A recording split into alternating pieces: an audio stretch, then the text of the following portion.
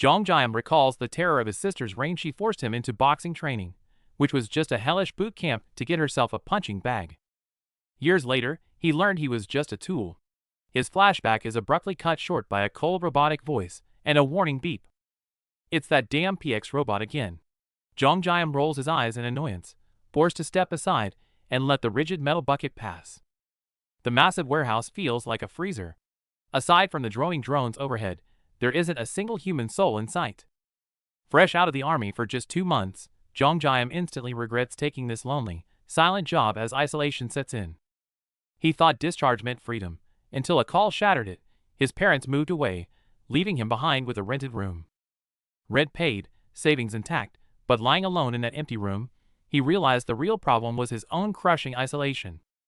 He fantasized about romance as a barista, but reality slapped him hard. Rejected before he could even touch the register.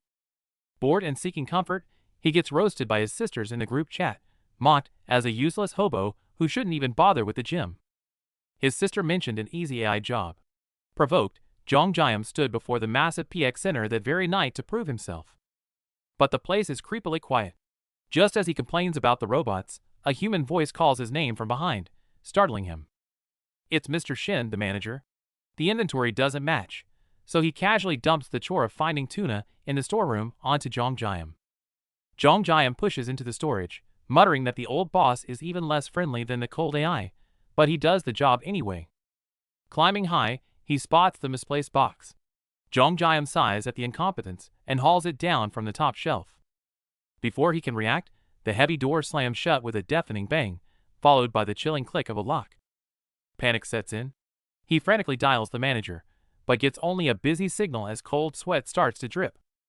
Fighting embarrassment and fear, he forces a confront, texting a selfie to his sisters in hopes of a rescue. His sister replies about a building collapse.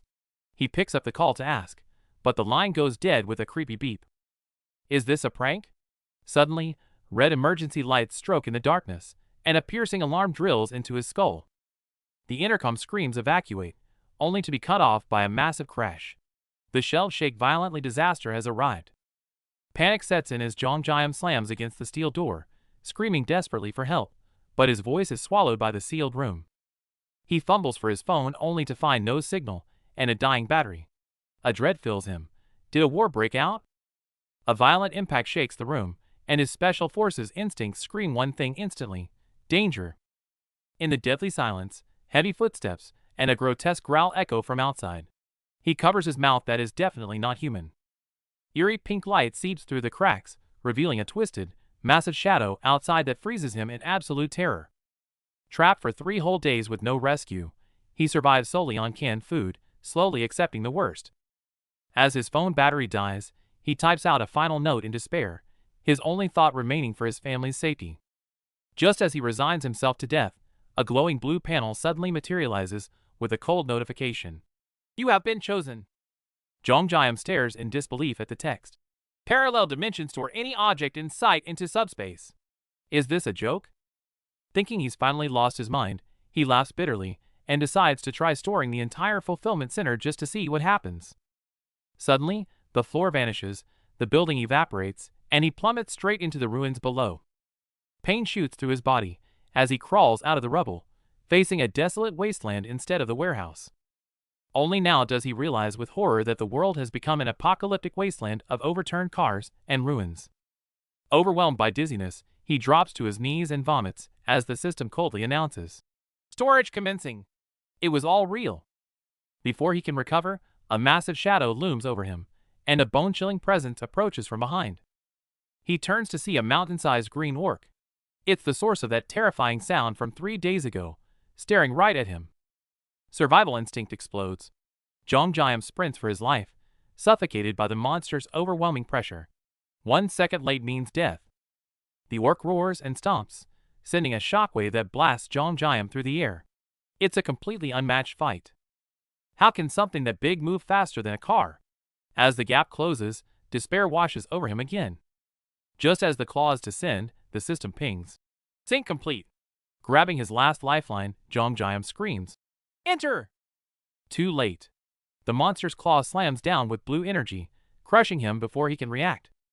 He braces for pain, but the energy feels different. Like teleportation? He freezes in shock. Eyes open to drones and robot arms. The system declares, this is his dimension. No entry without permission.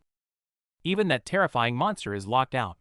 Seeing the data grid, Jongjayam realizes he really crossed over. A massive, endless warehouse stretches out before him. Standing on a blue vortex, the scale is absolutely insane. Watching drones buzz, he's stunned. Did he just swallow the entire PX fulfillment center? Before he can process it, a game-like tutorial pops up. Congratulations on entering the parallel dimension. Ding! Starter reward received. A glowing mana stone falls right into his hands. Convenient. Boom! The monster smashes against the invisible barrier. That hideous face is inches away. He nearly drops the stone. Safe for now, he checks the stats. Wait, shipping speed and volume are pathetically low? That makes no sense. Worse, power's cutting in 2 minutes. To keep this giant warehouse running? Burn mana stones. 1 stone 1 day. Just this tiny rock? The eye confirms. New dimension, new rules. The system has evolved to run on mana. Lights out. No power means darkness, but worse, tons of fresh food will rot. That's the real crisis. In the apocalypse, that fresh food is life. If it spoils, it's basically a slow death sentence. Must save the food. Where do I get stones? The drone points outside. Simple. Kill those infernal monsters, and they drop mana stones. Jongjayam stares at the red-eyed demon outside. It was a predator. Now, it looks exactly like a walking battery. He uses his only stone to restore power. Lights on. He commands the system. Cut the chat. Search for weapons now. It's a logistics center, so even without guns, there are plenty of axes. He grabs the sturdiest camping axe he can find. But chopping that giant with a camping axe? He can't get close. Unless he throws it. But this tool feels so cheap. Doesn't have to be a one-hit kill, just needs to wound it. The ex-soldier's eyes sharpen. Gripping the axe, he knows he must win. The demon drives its blade down, but the energy shield holds. Jongjayam braces himself inside, the sheer force shaking him to the core. He stares at the beast, mind racing. A pocket knife won't cut it. To break through that defense, he needs something heavy like the heavy axe. He frantically asks PX for a stock check. If he runs out of axes, is he supposed to throw bowling balls? That's a desperate last resort. The system shows 15 left. Jongjayam freezes, eyes wide in disbelief. The math doesn't add up. He took one out earlier, so why is the count still 15? He looks at the weapon, completely baffled. Is the warehouse bugged? It turns out everything here is digitized data. As long as the data exists, items can be duplicated endlessly. It's basically a cheat code. So, the stock in this warehouse is inexhaustible? The drone calmly confirms it, sending a shiver of excitement down Jongjayam's spine. Now he has infinite ammo, but staring at that tank of a monster, he realizes his arm might give out before the enemy does. Pax finally reveals the shipping skill. No need to throw, just visualize the item, say, "Ship it," and it launches automatically. He gives it a try. Instantly, a terrifying force blasts the massive monster backward, slamming it violently into the ruins. The power is insane. The drone's default shipping speed is 40 mph. It's not delivering packages. It's firing cannonballs. The system can even ramp up to 50 miles per hour, but the skill needs upgrading. Jongjayam's eyes light up as he immediately asks how. The answer is mana stones. Looking at the fallen monster in the dust, Jongjayam softly calls out to PX. The crisis is finally over. With the external threat handled, he starts browsing gear in the system. Combat boots, tactical pants with infinite supplies, he's gearing up to the teeth. Suited up in top-tier tactical gear, Jongjayam stands in the light, his aura transformed from a retired vet back to a special forces operator. He spreads out a map, uncaps a marker, and calmly circles key areas. To find his family, he needs a precise route. Leaving from Gunpo, through Gangnam and Dabong, destination, Wejongbu. He sits on the floor, staring at the long route with sheer determination. Worried about his family's safety, he has no time to hesitate. He lacks a car, but right now, this high-performance e-bike is his warhorse. The top-tier bike, worth 1.89 million won, revs up. Jongjayam stomps on the pedal, declaring to the unknown darkness, "I'm coming." He rides straight into the burning ruins, his back resolute.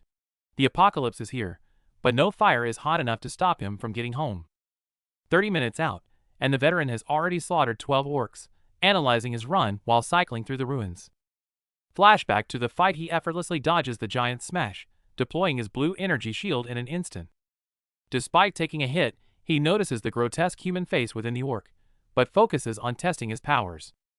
One clean slice later, and he's certain of one thing: his ability is absolutely overpowered. Although his shipping skill keeps missing and has a 30-second cooldown, it has a hidden mechanic. Product recall. The axe he threw technically as shipped item flies back instantly, smashing the monster from behind. Not only that, but his dimension shield blocks incoming attacks perfectly, offense and defense in one package. The best part? Once the monster is dead, the mana stone counts as a product and is vacuumed straight into his inventory. The system is practically made for him. With renewed confidence, he speeds up. He needs to get his family into this sanctuary fast. But the second thing he learned isn't so pleasant. A blood-curdling screech tears through the night, and he snaps his head up. It's a massive wyvern-type monster. It's clutching prey, and its size dwarfs the orcs. This is a whole new level of danger. Suddenly, a desperate help rings out. The veteran freezes. That's not a monster. That's a human screaming for their life. Recognizing the voice, he sprints through the pouring rain, screaming the survivor's name, Mr. Choi. Too late. The monster dives, its tail whipping out to smash Mr. Choi, sending him flying like a ragdoll. Mr. Choi lies motionless in a pool of blood. The veteran rushes in, shouting desperately to wake him and scare off the beast.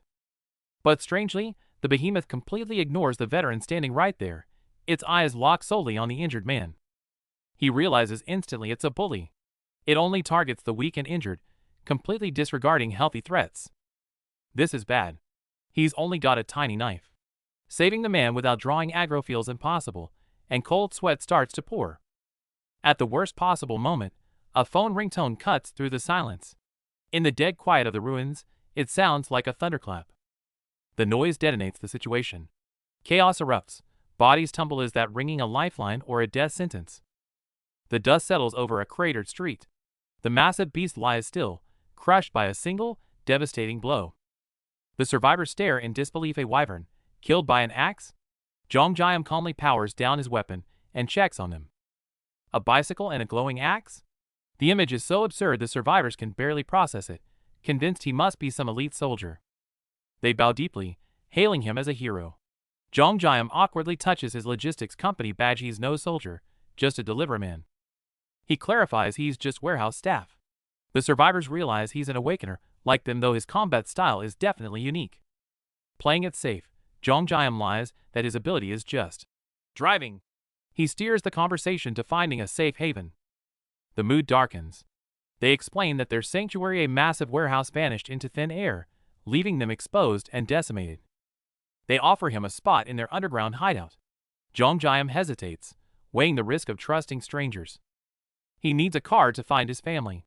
Despite his lingering suspicion, he accepts their offer to gather information. As they move out, a surge of energy erupts from Jongjiam's chest. His powers are evolving again. He stays calm. Even if it's a trap, he can slip into his parallel dimension instantly. He always has an escape route. They arrive at the hideout, but the tension is thick. Surrounded by gore and wary eyes, the survivors scrutinize the newcomer. Yongsoo breaks out in a cold sweat. His confidence crumbles. This safe haven looks anything but safe now. The hideout is a mess. A massive green orc lies dead in a pool of blood, evidence of a brutal struggle just moments ago. Survivors rush over in panic. Jongjiam calmly points to the corpse. He took care of the intruder before it could do any damage. The sanctuary is compromised. Fear ripples through the group, followed by burning curiosity about the stranger who killed the beast. The guides sing his praises, describing the axe throw that killed a wyvern. The crowd murmurs in awe, making Jongjiam increasingly uncomfortable. What's his ability? The crowd swarms him, desperate for a savior. Just as he tries to slip away, a hand grabs him tight. A woman shakes his hand violently, beaming with gratitude.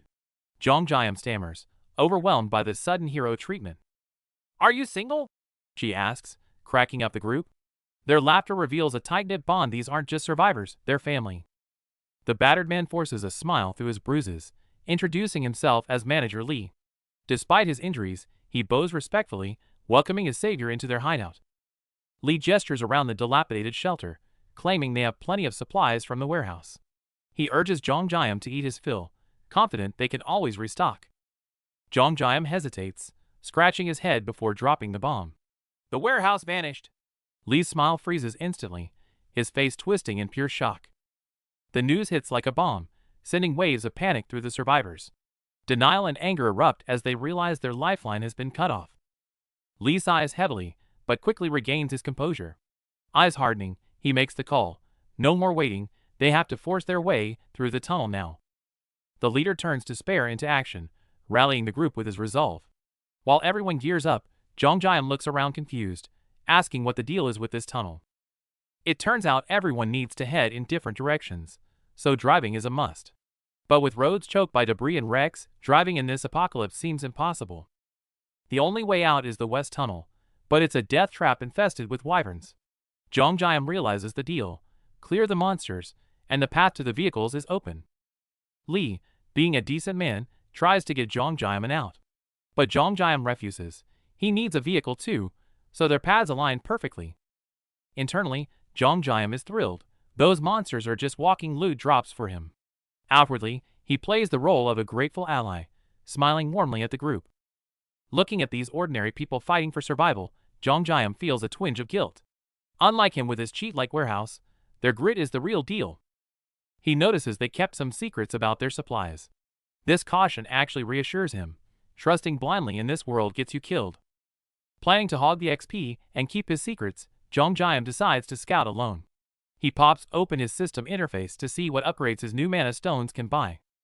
The menu is a goldmine of OP skills dash, precision delivery, automatic shipping, and they're dirt cheap. Jong-jiam's eyes go wide. This is practically a giveaway. Greed outweighs fear as he hatches a plan to farm the wyverns for upgrades. Just as he's celebrating his genius, a sudden noise behind him makes him jump.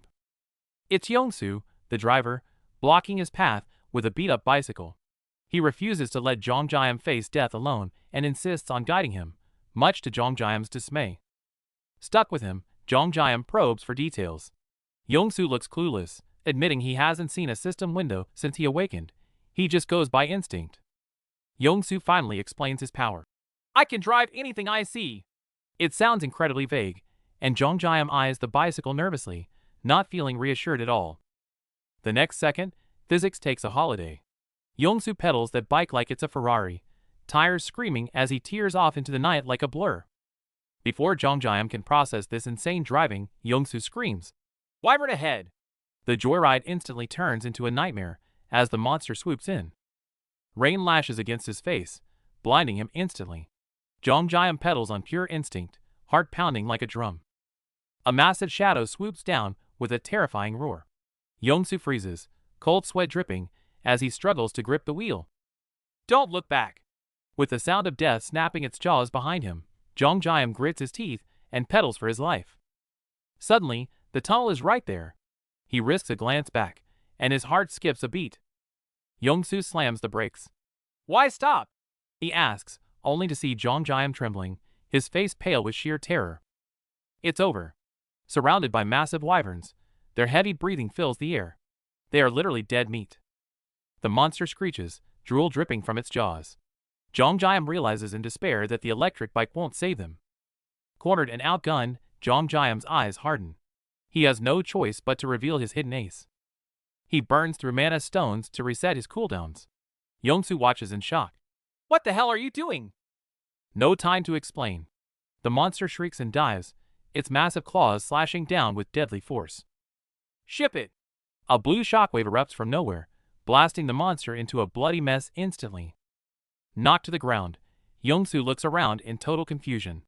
What was that? Before he can process, a strange hum fills the air. Blue light engulfs Jong-jiam as if opening a portal to his warehouse, drones and debris swirling in the energy.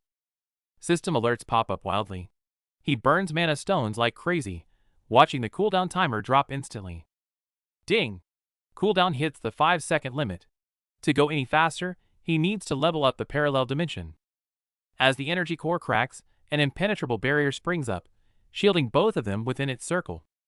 Jong-jiam grabs Yongsu, staring ahead intensely. Stay close if you want to live. Terrified, Youngsu nods frantically. The monster can't stop, crashing into an invisible wall and skidding across the ground in a bloody trail. Another beast roars and charges blindly, slamming its massive weight against the blue energy shield. Boom! The shield shatters under the impact, and Jongjayam is thrown violently to the ground. In the pouring rain, Jongjayam faces down the giant wyvern. He raises his hand, blasting a beam of blue energy that sends the monster spinning through the air in a chaotic crash. Panic strikes as the monster dives, jaws wide open. Youngsu screams Jongjayam's name in desperation, watching helplessly as the beast closes in on the figure trapped inside the shield. A massive crash echoes as the monster slams into the transparent barrier.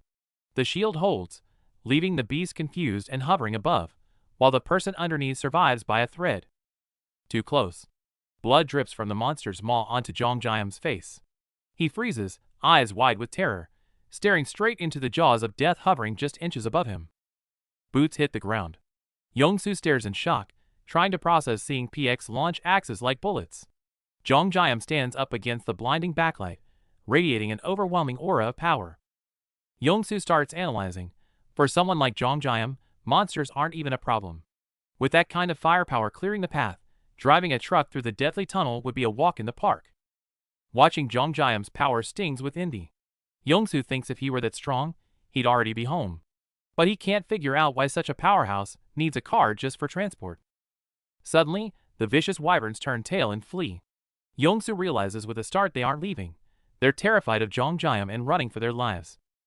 With the danger gone, Youngsu spots a glowing blue-violet rock on the ground. He leans in with curiosity, while Jongjayam, still protected by a shield, notices the loot as well. Jongjayam picks up the mana stone, explaining it powers up abilities. Youngsu's eyes light up, immediately wondering if these things could boost his own driving skills. Looking at the massive carcass, Youngsu jokes, "Your system shoots axes like bullets. Clearing the tunnel should be easy, right?" Jongjayam, trying to stay low-key, looks away awkwardly. Cold sweat runs down Jongjayam's face. He only meant to clear the area quietly, but now his secret is out. He wipes his brow, regretting that he revealed his trump card so easily. Youngsu apologizes for being a burden, but Jongjayam waves it off. Still, his eyes remain sharp. The wyverns are gone for now, but in this hellhole, safety is just a temporary illusion. When Jongjayam mentions heading to Gangnam for his family, Youngsu's eyes nearly pop out. He shouts in excitement, "I need to go to India One. We're heading the exactly same way." Youngsu clings to this lifeline, ignoring the blood on his sleeves. Sweating profusely, he begs Jongjayam to take him along. The sudden request catches Jongjayam completely off guard. Looking at the wrecked streets, Youngsu pitches his value. "I can drive anything on wheels, but I can't fight monsters.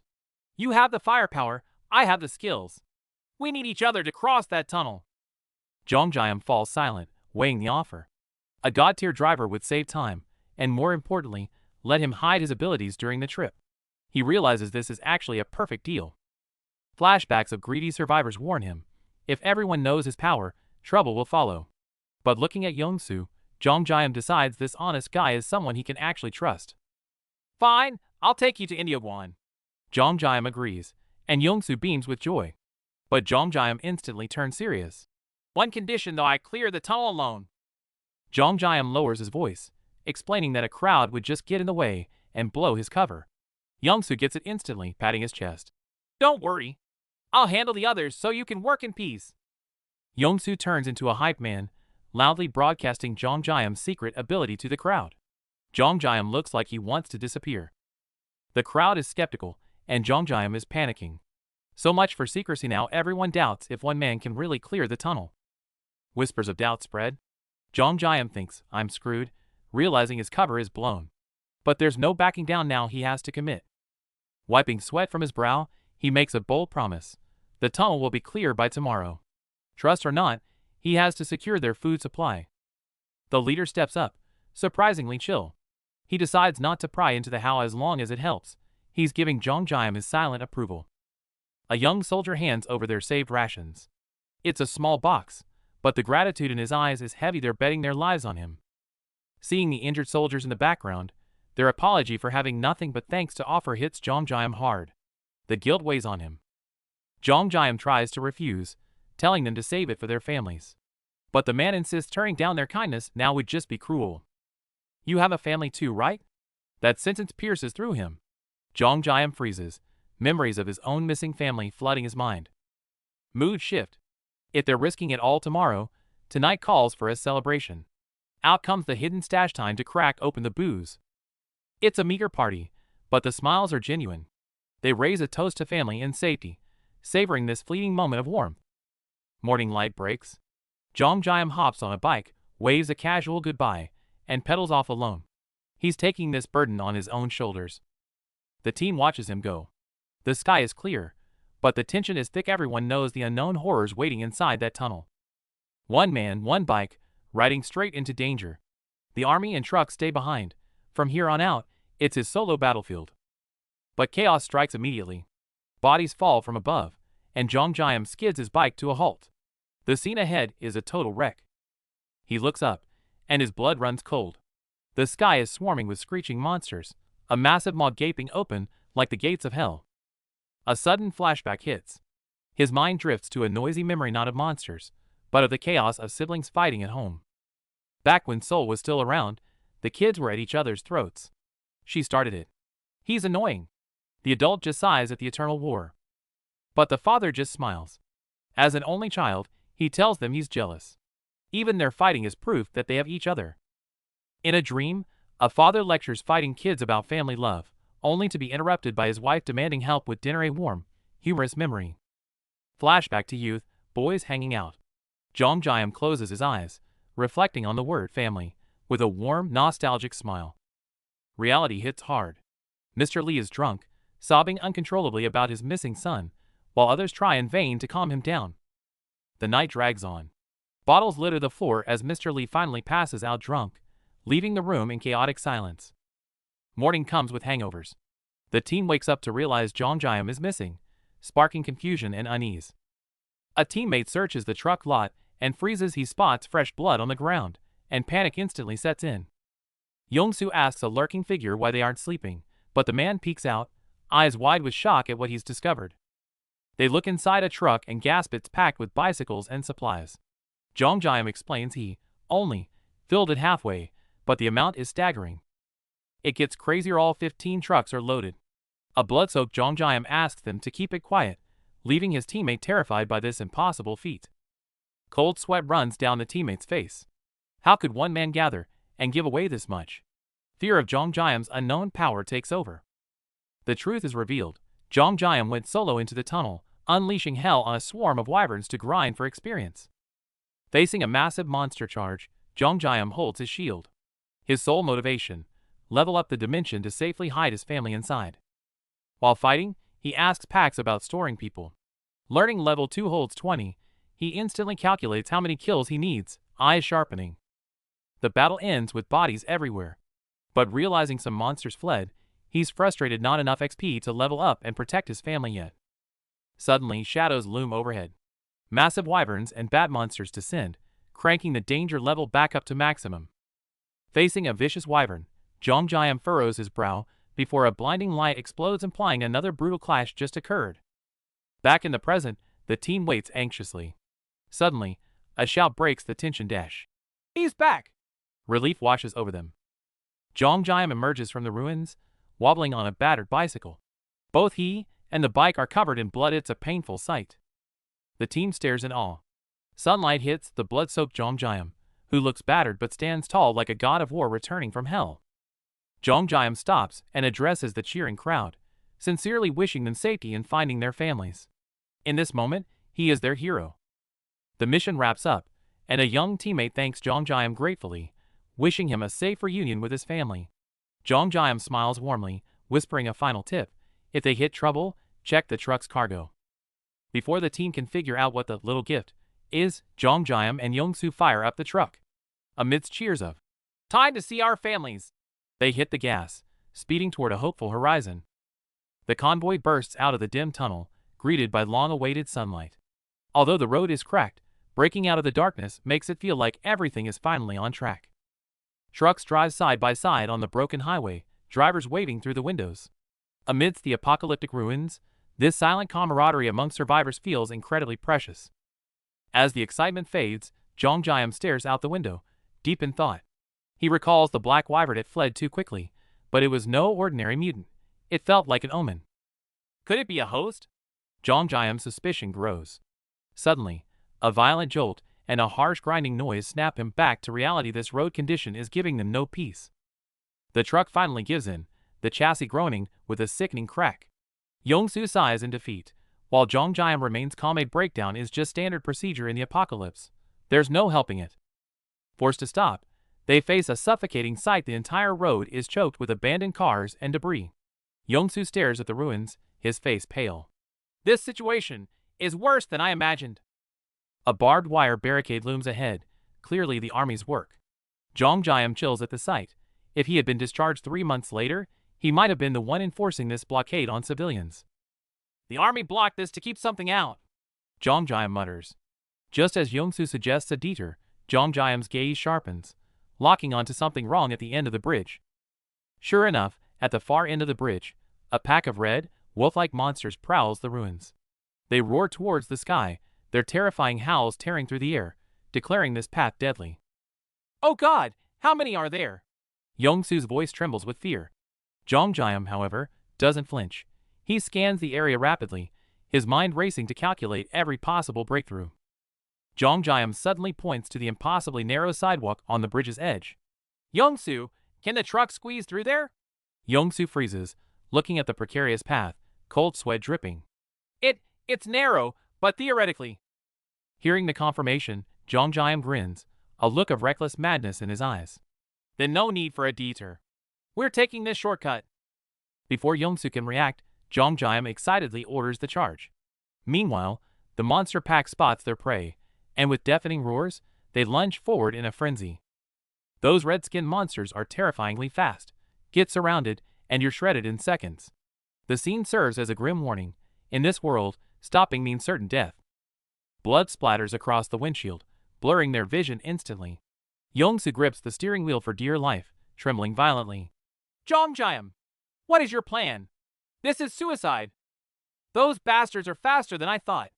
The desperate situation triggers Yongsu's gamer instincts. Eyes wide, he yells. Do you know StarCraft? This terrain, we can use it to choke point them.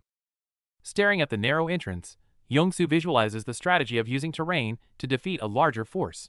He gulps hard and shouts. Jongjam, cover me, I'm reversing into that spot. With a massive boom, the truck smashes through the barbed wire like a beast, forcing its way into the dead end. Behind them, swarms of monsters roar furiously amidst the city ruins. Time to clear the path. Jongjam taps the interface, instantly maxing out the shipping speed for maximum chaos. Bloodstained but grinning, the warehouse keeper faces the swarm. Meal's over, boys. Now it's our turn to play. A system chime rings, and a massive French door fridge drops from the sky, blasting the ground apart with crushing force. Barely lifting a finger, Jongjam farms rewards from the tunnel clearing mission, upgrading his skills while destroying everything. But precise delivery isn't a homing missile. Against these cheetah-fast hounds, the aim is struggling to keep up. The monsters are too fast. A 2.5-second cooldown is way too slow to pick them off one by one with axes. Accuracy is an issue? Then use size. He hurls a fridge, crushing multiple beasts in one massive, brutal strike. A graze means death. With automatic shipping, it's a massacre. Jongjam yawns, almost bored by the efficiency. The beast roars, only to be instantly flattened into pulp by falling heavy appliances. Silence follows the impact. Yongsu panics in the driver's seat. Axes were one thing, but now he's launching brand new refrigerators? What is happening? Yongsu questions the physics of infinite stock until a bloody Jongjam knocks on the window, casually asking, Hungry? Yongsu ignores the food, voice trembling as he stares at his friend. Bro, is your stock actually infinite? Turns out, Jongjam only retrieves items to prevent flat tires on the road, not to save ammo. Practical logic. Realizing the supplies are truly endless, Yongsu surrenders to the absurdity. Fine. 0 Coke and a donut, please. Snacking on junk food amidst the ruins, they share a smile, remembering how they used to ration scraps just hours ago. Monsters cleared, 1 hour to home. Yongsu smiles, but his eyes hold a trace of nervous anticipation about the reunion. Jong drops a reality check. Going to see your family covered in blood? Yongsoo nearly chokes on his donut. Jong offers a fresh outfit. Yongsoo grins, challenging him with a playful spark. Let's see if you have my style. Shades on, style secured. Yongsoo glances at the few remaining stragglers with cool confidence. Alright, let's roll. Clutch down, gears shifted. The truck roars to life, tires screeching as they tear down the now open road home. Desperate to save time, Yongsoo drives like a maniac, smashing the truck through debris on the ruined highway.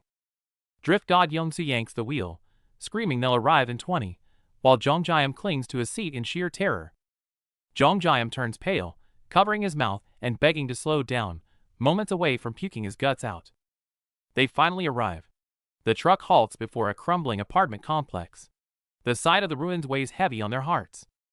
The street is a mess, but the building looks dilapidated from age, not monsters. Thankfully, there are no bodies in sight. Standing at his front door, Yongsoo's hand trembles uncontrollably. He knows the code, but he's too terrified to enter. Jong watches, realizing why Yongsoo drove like hell. For even a sliver of hope to see his family, this man would risk everything. Yongsoo freezes. What if he opens the door to a tomb? Jong watches his back, feeling the crushing weight of his fear. No one wants to face that truth alone. Jong puts a hand on his shoulder and offers to ring the bell. Yongsoo nods, desperate for help. Jong steps up. If he were in Yongsoo's shoes, he wouldn't have the courage to face a potentially cruel reality either. I'm pressing it. As Jong finger hits the button, the mechanical click echoes piercingly in the silent corridor. The second stretches like a century. Suddenly, the door opens, and a woman's voice calls out, Honey? Their eyes go wide in shock. Daddy! The little girl's scream shatters the fear. Seeing his wife and daughter alive, Yongsoo breaks down, sobbing like a child. He rushes in and scoops up his daughter. The warmth of this embrace is the most precious thing he has ever reclaimed. They'd been hiding inside, only opening the door when they heard him. Yongsoo holds them tight, his heart finally finding peace. The girl points curiously at Jong. Just as Yongsoo starts to introduce his savior, Jong's vision blurs, and static fills his ears. The moment the tension breaks, exhaustion hits like a truck. The world spins, and Jong's knees give out as he collapses. Darkness swallows his consciousness. He knows it's unsafe, but he can't fight it anymore. His eyelids feel heavy as lead. The dream drags him back to the past, to a funeral. Someone asks why he isn't crying, surfacing old memories of saying goodbye. Flashback. Father gently teaches young Jong, goodbyes aren't just sorrow, but gratitude for the time shared. Young Jong listens confused, until a realization hits him hard, twisting his expression in shock. Cut to playtime. Seoul, a born powerhouse, sends Jong flying with a single pillow swing. Jong screams in pain, while Seoul looks genuinely confused. She thought she went easy on him. Watching the siblings fight, the parents burst into laughter in the kitchen. A chaotic but loving family. Dinner time. Big sister Jiyeon is glued to her phone, getting scolded by mom for acting like a lovesick teenager. Family dinner turns into fight night. Dad eyes Seoul, convinced her monstrous strength belongs in a boxing ring. Meanwhile, Jong focuses solely on starting junior high, his eyes burning with sudden determination. First day of school. He steps onto campus, nervous as hell, until a friend slaps him on the back. Wearing the uniform and soaking it all in, the kid beams with pure, unadulterated joy. But school has a dark side. In the shadows, bullies ruthlessly beat down a student with glasses. Just as a fist is about to land, a strong hand intercepts it, freezing the violence instantly. With a cold stare, the dark-haired boy overpowers the bully and drags the victim into his own squad. From that day on, it's hellish training. They run until they're gasping for air, lungs burning. Time flies. Big sister Jiyeon gets her acceptance letter to nursing school, and the family goes wild. While everyone cheers for Jiyeon, someone hands Jong a letter. It's his turn for good news. He opens a draft notice. Jong freezes instantly, his soul leaving his body. The family waves happily, clearly enjoying this, while Jong stands there, utterly miserable. Enlistment day. Mom sobs as Jong shoulders his pack and marches off to boot camp. Watching his friends wave goodbye so casually, Jong grits his teeth, tears streaming down his face. Jong jolts awake, drenched in cold sweat. He stares at the unfamiliar room, completely disoriented. His memory cuts off after saving Yongsoo. Instinctively, he grabs his dagger and crouches, just as someone enters. Talk about awkward, he's ready to kill, while the two ladies across from him are just casually enjoying their lunch. It's Yongsoo's family. Seeing the little girl happily stuffing her face, Jong Jae-am finally relaxes his guard. Turns out he collapsed from exhaustion earlier. Yongsoo has been watching over him the whole time. He was out cold. He still feels a bit weak, but that bone-deep exhaustion has finally faded. Yongsoo's wife is full of gratitude, thanking him profusely for bringing her husband back home safely. Jong Jae-am tries to be humble, but Yongsoo cuts in immediately, insisting that Jong Jae-am literally saved his life. Yongsoo even waited to eat so they could share a meal. That's true brotherhood. Time to dig in. Staring at the bubbling stew, Jong Jae-am's eyes widen. In that moment, nothing is more beautiful than food. It's just simple braised sori, but to him, it looks like a feast. He bows deeply, overwhelmed with gratitude. The family steps out to give the guys some privacy. Jong Jae-am doesn't hesitate, he grabs his spoon. First bite, heaven. Pure bliss washes over him, practically glowing with happiness. The spicy kimchi mixed with the rich fish, it's a flavor explosion that heals his very soul. Finishing the meal, tears well up in his eyes. The taste reminds him so much of his mother's cooking. Down to business. Yongsoo suddenly offers to drive him to Gangnam personally, catching Jong Jae-am off guard. He tries to refuse to keep his friend safe, but Yongsoo cuts him off, proposing a deal with a serious look. They step outside. Yongsoo points to a large truck. He plans to drive this beast to get Jong Jae-am there. The deal sounds transactional. Yongsoo drives, and in exchange, Jong Jae-am uses his ability to get him an e-bike. He calls it a trade, but Jong Jae-am knows better. With monsters everywhere, Yongsoo is risking his life just to help. Jong Jae-am stares at Yongsoo, confused. Why would he risk his life again when he's finally safe with his family? Yongsoo scratches his head and smiles awkwardly. The truth is simple, without Jong Jae-am, he'd be dead. His smile fades into sincerity. He owes his life to Jong Jae-am, and he just wants to pay it back however he can. Besides, they're in the same boat. Yongsoo knows exactly what it's like to risk everything just to see his family again. Trying to lighten the mood, Yongsoo jokes that mutual help is good, even if he's not sure how useful he'll actually be. He even jokes that he'll run away at the first sign of real danger. He's not stupid enough to die and leave his family behind again. Jong Jae-am looks at the sky, clutching the key tight. Yongsoo's loyalty pushes him to make a crucial decision. As the key slides into the lock with a glint, Jong Jae-am stops, hesitating.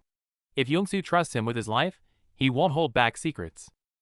Memories of their journey flash by, and Jong Jae-am smirks. Fine. If he's coming along, they're doing this all the way. Jong Jae-am takes Yongsoo aside and lays it out. He'll accept the help, but only if he can bring Yongsoo's entire family along. He's going to upgrade his parallel dimension.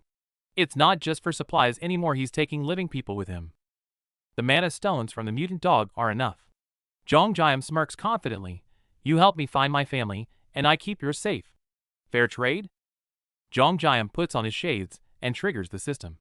100 mana stones consumed. Upgrade initiated. With a ding, the parallel dimension hits level 2. Capacity increases, and the crucial living storage feature is unlocked. The system alerts him to incoming entry requests. Jong Jae-am hits allow without hesitation. Here comes the magic. Light flashes, and the portal opens. Yongsoo's family is instantly pulled into the subspace, staring in shock at the massive warehouse before them. Before they can recover, Jong Jae-am introduces PX, the robot butler. Anything they need, just ask. Yongsoo's wife can't believe the mountain of supplies. Jong Jae-am weighs it off. Don't save it. Everything here regenerates infinitely. Seeing the little girl cheering and Yongsoo's relief, Jong Jae-am knows he did the right thing for his brother in arms. With everyone settled, Jong Jae-am checks the panel again. A new laboratory feature implies his cheat ability just got even crazier. Jong Jae-am checks his system panel, reviewing his parallel dimension ability, storing anything in sight, and walking in and out at will. A god-tier skill for the apocalypse. He recalls the moment he swallowed the entire logistics center. His awakened ability merged with the PAX AI, evolving into its ultimate form. Like this shipping skill that shoots stored items like cannonballs. Sitting in the car, Jong Jae-am wonders if this overpowered ability can even get any stronger. The system surprises him instantly. Not only is there a dimension lab for crafting, but he also gets one shot to store any target in sight. Standing in the subspace, he drools over the new skill. The lab sounds amazing, but with a 50 mana stone price tag, he has to pass for now. But he can test that store target skill, since he swallowed a whole warehouse before, and the system says any target. Jongjam goes big. He narrows his eyes and locks onto his target, the earth itself. If you're gonna dream, dream big, right? Failed, of course. Target too big. He chuckles. If he could actually swallow the earth, the game would be broken. Before leaving, the officer maps out the route to Gangnam. Jongjam leans in and teases, "I thought you were going to play with your daughter?" The officer looks back warmly at his daughter, fast asleep in the warehouse. This dimension is truly the only safe haven left for a child. They share a smile and thanks. In this apocalypse, a comrade who watches your back is worth more than anything. Back to the present. Yongsoo, the sunglasses guy, suddenly shifts gears. Before Jongjam can react, a manic grin spreads across the driver's face. Yelling "My turn to shine," Yongsoo slams the pedal. The car launches forward, leaving Jongjam clinging to the handle for dear life. The white truck tears through the ruined streets like a mad beast, kicking up a trail of dust. This speed is absolutely suicidal. Once they hit a smoother patch, they chat about the route. The backroads are bumpy, but at least there are no monsters in sight. The truck pushes through the overgrown path. It's desolate, but it's the safest shortcut to Seoul. The view opens up.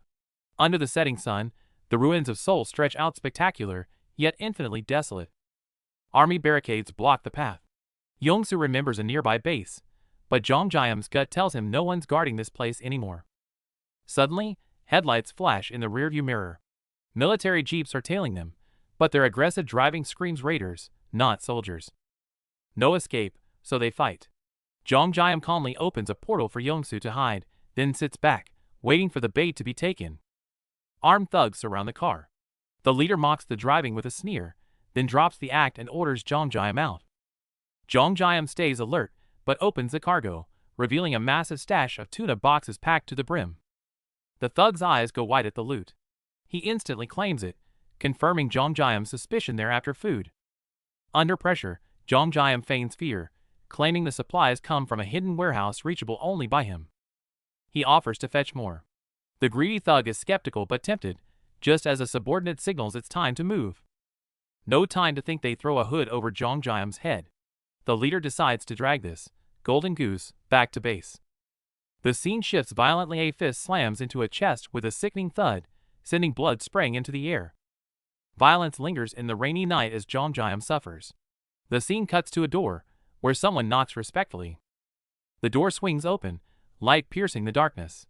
The thugs drag Jongjam inside to present him to their superior. Inside the interrogation room, Jongjam is pinned down. Suddenly, a massive boom shatters the silence. Something is happening. The commander's office is a mess of blood and bodies. A brutal purge or coup has just torn through this place.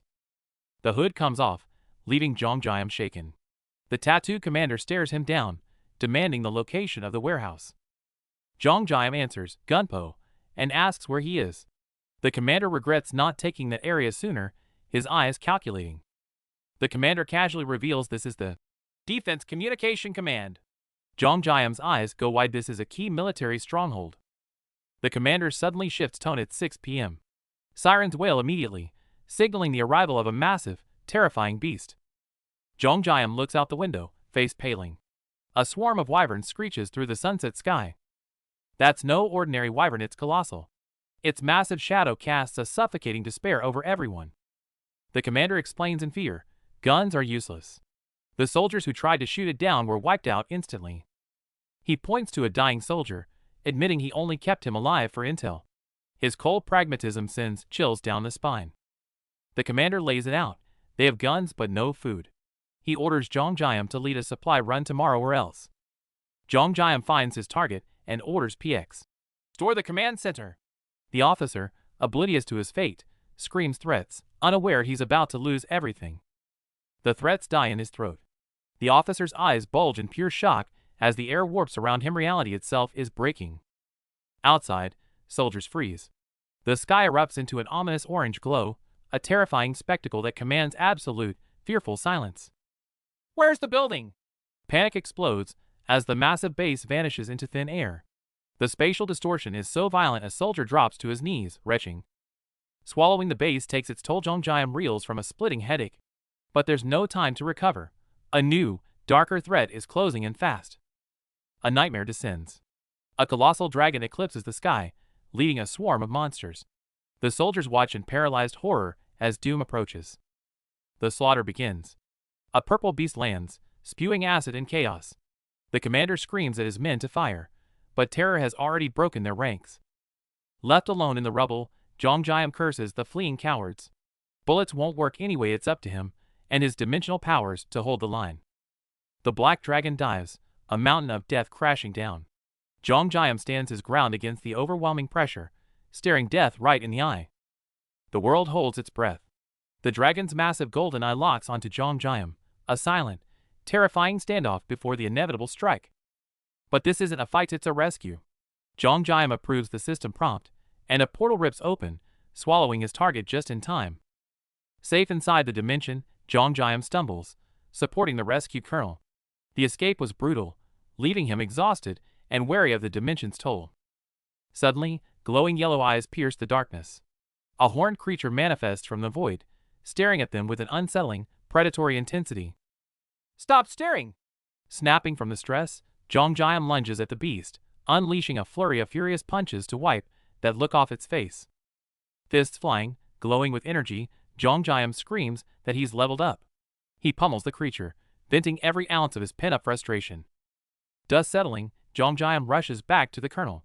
The man collapses to his knees, trembling. He's alive, but hanging by a thread. Get him to a bed now! He's fragile as glass.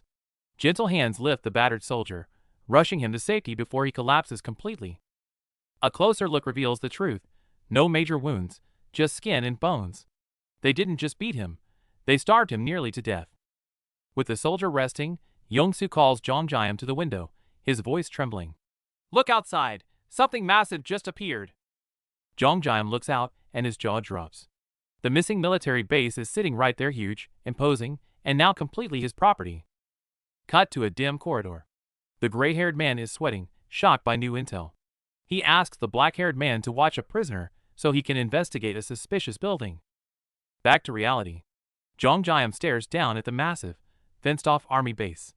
Realizing the potential within, his gaze hardens, and he guns the motorcycle engine, kicking up dust as he charges in. Pedaling hard toward the entrance, his mind races with strategy. This base is a goldmine: guns, ammo, explosives. Securing this place means securing survival. Inside, reality hits. Unlike his automated dimension, this place doesn't serve him. The truck sits silent. He'll have to scavenge every single bullet by hand. The sheer scale is overwhelming. Finding specific gear will be a nightmare. Suddenly, Yongsu skids in on his bike, volunteering to haul ammo. Perfect timing. Jongjam worries about logistics, but PX interrupts. The system has arrived and drops a bombshell. Its presence allows this entire base to be formatted as a Sector 2 warehouse.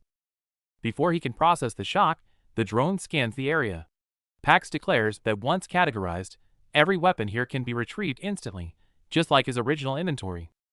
Jaw-dropping, Jongjam asks for clarification. So I can duplicate and summon infinite rifles? The drone confirms. The sheer power of this upgrade leaves him stunned. There's a catch: loading takes time. With the progress bar barely moving, PX suggests prioritizing specific items to speed up availability. Switching to tactical mode, Jongjam lists his demands: guns, ammo, grenades, gas. He also locks the permissions. This arsenal belongs to him alone. Locked and loaded, he rides out of the portal. But there's no time to breathe. The moment tires hit the dirt, screeching monsters surround them on all sides. A horde of lizardmen blocks the path, led by a massive, yellow-eyed beast.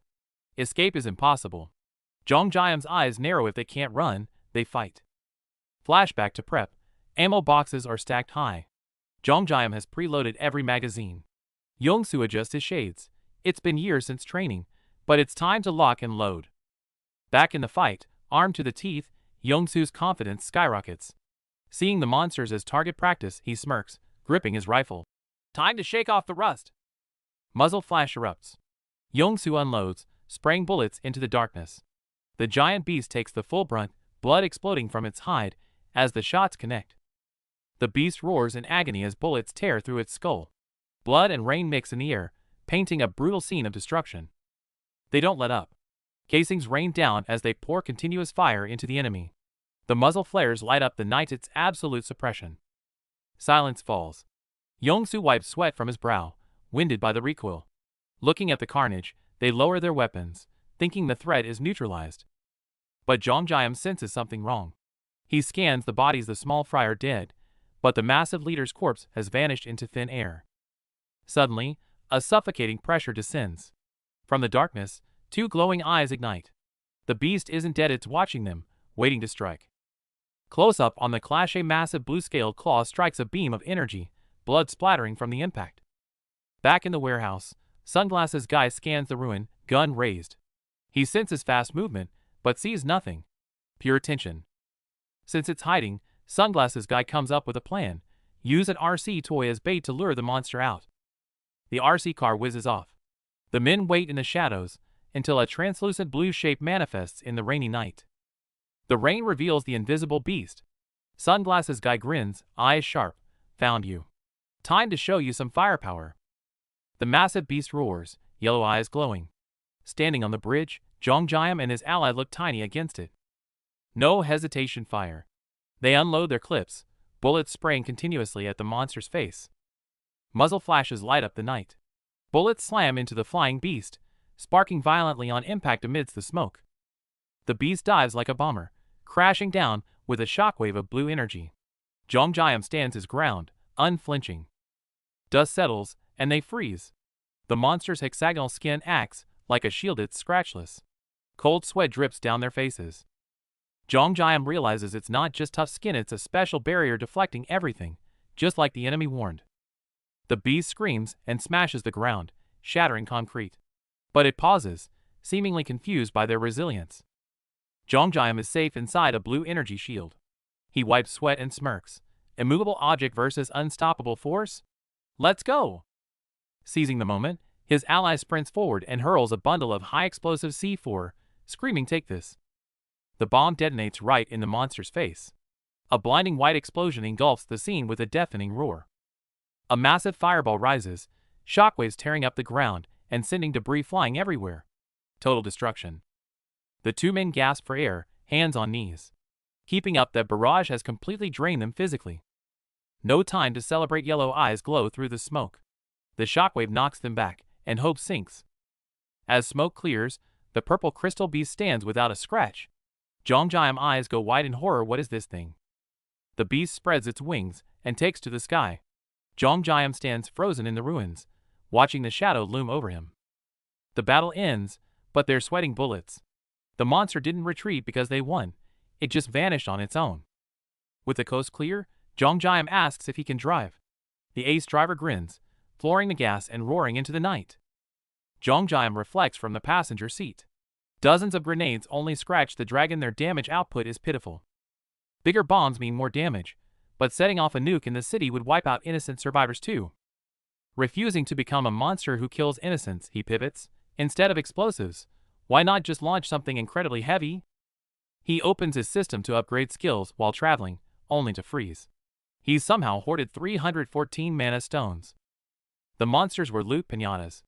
Zhongjiam doesn't hesitate, dumping stones to max out firing speed, cooldowns, and projectile count. Range upgraded too.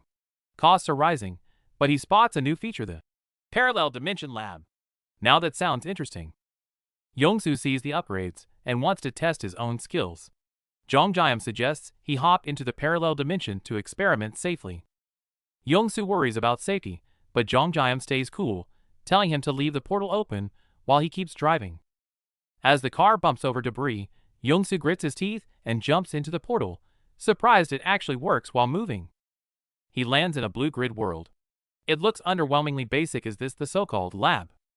The AI explains, combine, and disassemble. Yongsu connects the dots. He can register a fully loaded gun as a single item.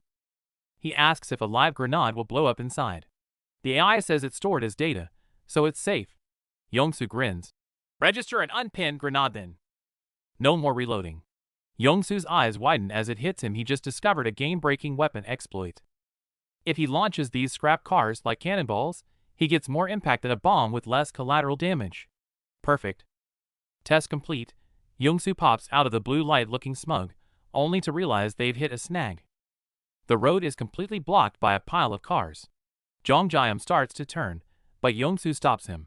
Wait! Time to test my new toy. The jeep roars forward, dragging the newly synthesized super explosive behind it like a meteor, smashing straight into the blockade. Boom!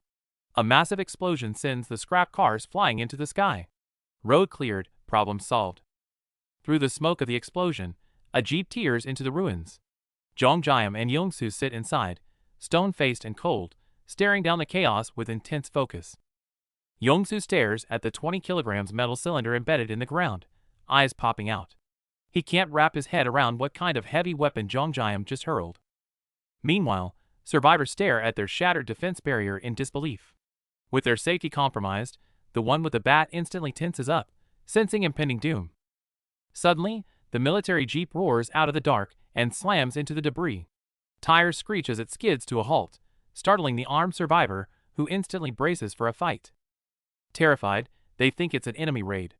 But Jongjiam steps out of the smoke stone-faced, ignoring their panic to ask one sharp question. Is there a nurse named Juyin Kim here? Cut to chaos elsewhere. A brutal drop kick sends someone flying. Amidst the brawl, sister number 1, Juyin Kim, steps in calmly and orders the rowdy men to pipe down immediately. Flashback time. Juyin was fierce about her studies. She once snapped at her loud family to shut up, shocking everyone since she wasn't exactly known for being a scholar back then. Mom worriedly checks on her, but Juyin is unusually calm. She clutches a book, telling her family she has a new dream, her eyes filled with a seriousness they'd never seen. Even if the world ends tomorrow, I want to save lives. Her solemn vow leaves her eavesdropping siblings speechless, thinking she's lost it, but this is where her resolve begins. She wasn't joking. After years of grinding late nights, she actually got into nursing school. The news shocked everyone. It was nothing short of a miracle. Back to reality.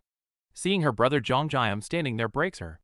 Juyin covers her mouth, tears streaming down her face, unable to believe he's alive and actually found her.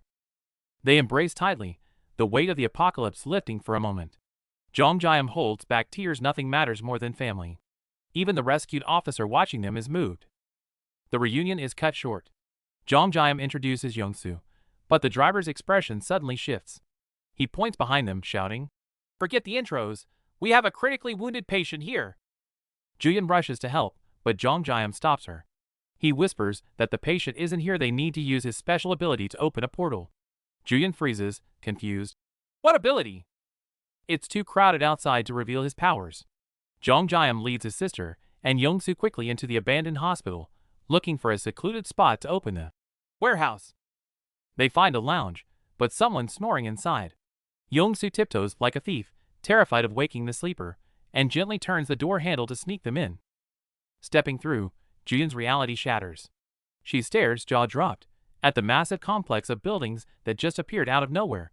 This is your ability? No time to explain. Inside the dimension, the bloodied officer lies motionless on a bed. Juyin instantly switches to doctor mode, grabbing his wrist, her face turning grim. It's too late. Juyin shakes her head in despair. The man has been tortured beyond recognition. Medically speaking, he shouldn't be alive. The men's hearts sink at her verdict. Just as hope fades, green light erupts from Juyin's hands. Her eyes lock on with fierce determination. But he's lucky. Because I've awakened too. I am a healer. The healing light fades, and Juyin exhales. He's not dying, just starving. A good meal will have him up and running. Seeing her treat patients even in the apocalypse, Yongsu can't help but crack a joke. He teases her, but deep down, they all admire her spirit. To explain the situation, Jongjiam pulls up his skill interface and casually produces warm bread, settling in for story time. He pours his heart out about his tragic awakening, only to turn around and find her slurping noodles, completely tuning him out. Caught red-handed, Juyin doesn't apologize, but declares her love for the food instead. She casually mentions she's already prepped a room for him downstairs. She excuses herself to check the oven and breezes out. Jongjiam is left sighing, realizing his tragic backstory went completely unheard. Just as they prepare to leave, Juyin drops a bomb, I'm staying.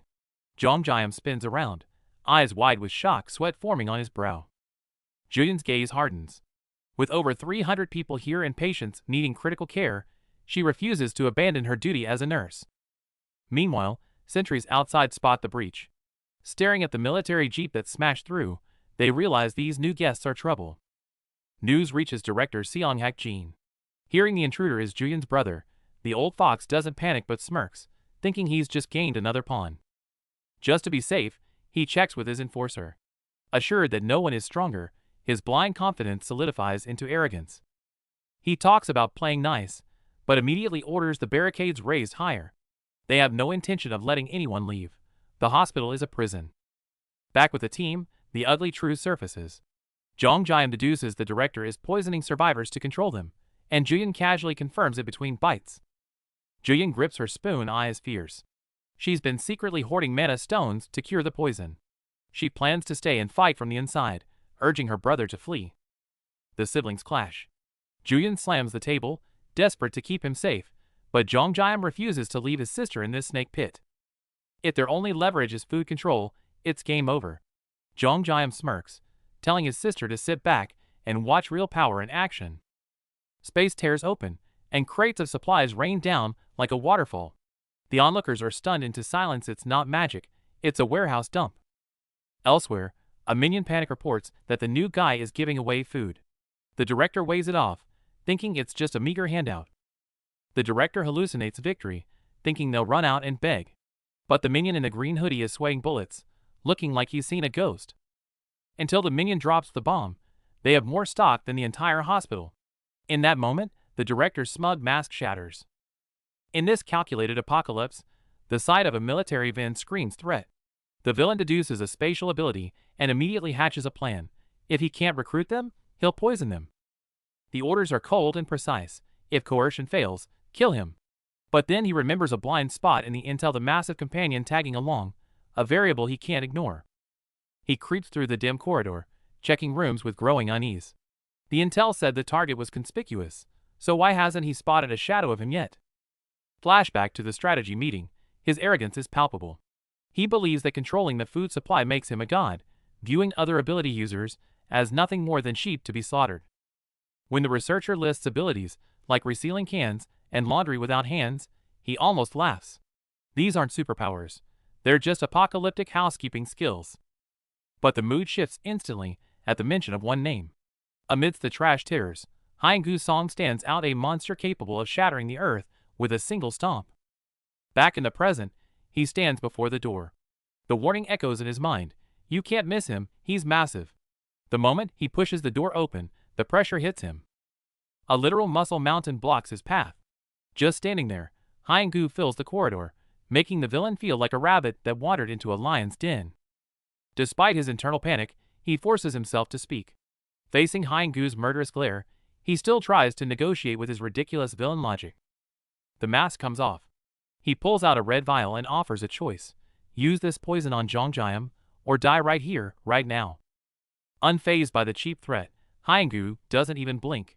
He skips options 1 and 2 entirely, calmly asking, "How about I go with option 3? Before the villain can process what option 3 means, Hyungu's fist delivers the answer. Option 3 is getting scrapped right here. The fight erupts, but suddenly shifts gears. Drones and pink spheres appear in the air, followed by a massive impact. Looks like Jongjiam's warehouse hacks have joined the chat. Before he can figure out what's happening, a blinding light flashes. An irrational amount of power is charging up. That look confirms it. Someone is about to have a very bad day. This is absurd. An extreme curveball maestro bowling ball worth thousands appears out of thin air, glowing with blue energy, and strikes the villain like a literal bowling pin.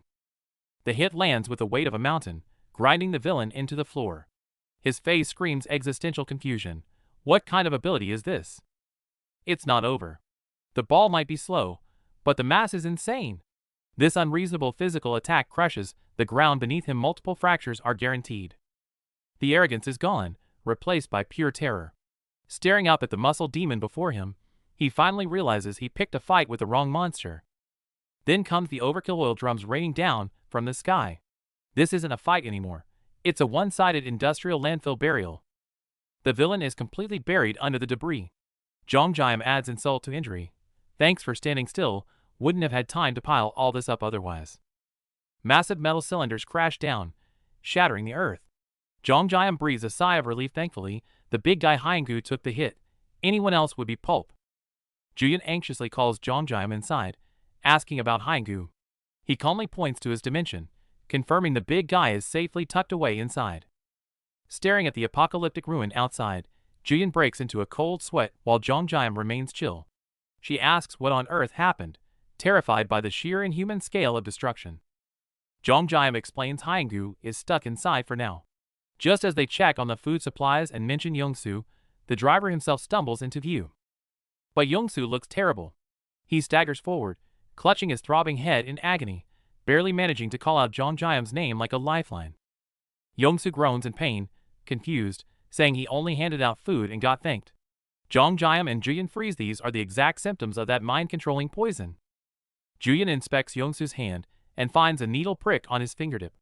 Those, thank yous, were a trap. Someone poisoned him under the guise of gratitude.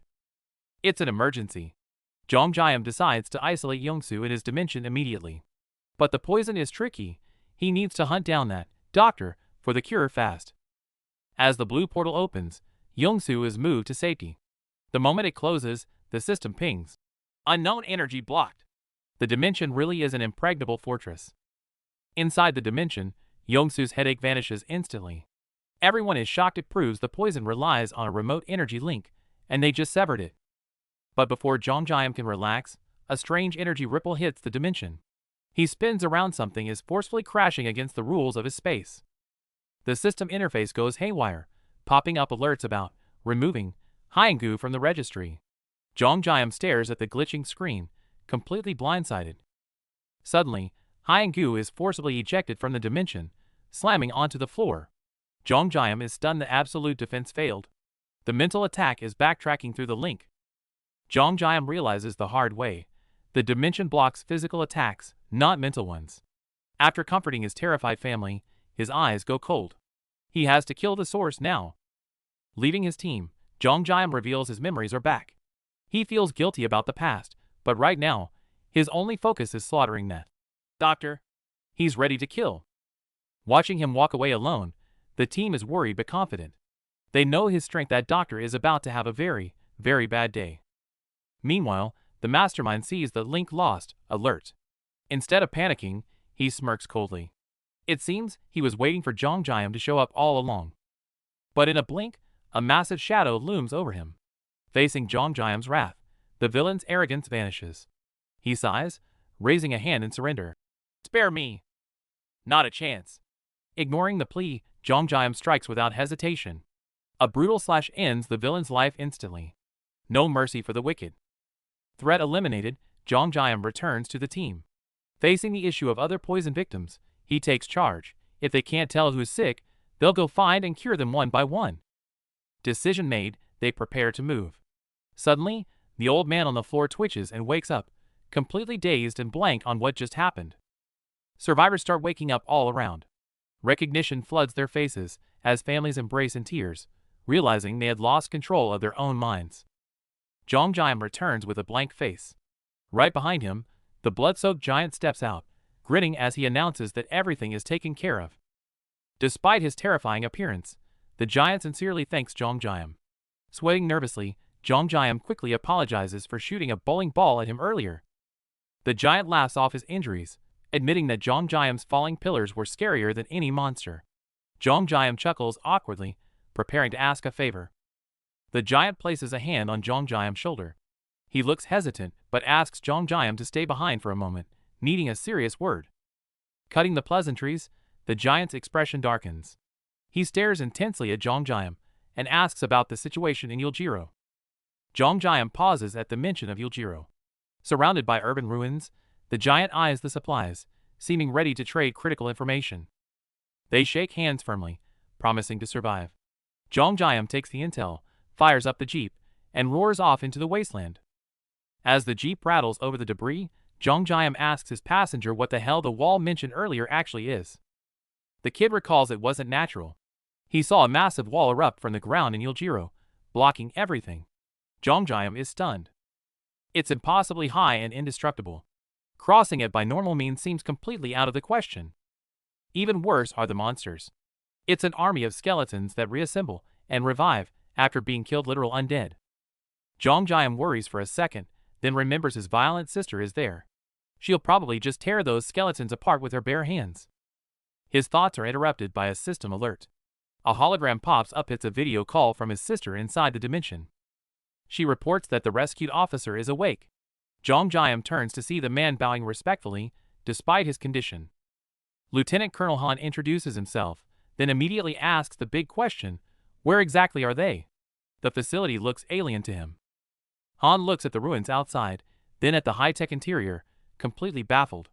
Jongjiam smiles and explains, they're physically in Gangnam, but inside his parallel dimension. Hearing they are moving while inside a building breaks Han's brain. The sister steps in to clarify, stop overthinking it, it's all her brother's superpower. Spooked by the supernatural situation, Han nervously asks to be let out. Yongsu quickly steps in to reassure him, relax, I was rescued too. We aren't the bad guys. The rescued lieutenant colonel insists he must leave for HQ immediately. Despite trusting the group, duty calls. Jongjiam nods, accepting his decision. Breaking the tension, Jongjiam orders food. Packs the robot rolls and obediently with toast and banana milk, complete with price tags. The food triggers a memory. The officer recalls being cornered by captors who offered a twisted bargain, eat, talk, and maybe he walks free. When he hesitated, they laid out a feast of pizza and chicken. It wasn't hospitality. It was a cruel interrogation leveraging his starvation. Back in the present, the famished officer devours the food while explaining, the apocalypse warped everything, not just monsters, but the earth itself. Giant beasts rampaged through cities, crushing regular armies. Desperate, the government began recruiting awakened fighters to form new units. Reclaiming territory went well until the beast appeared. Just mentioning it brings a shadow of terror to the officer's eyes.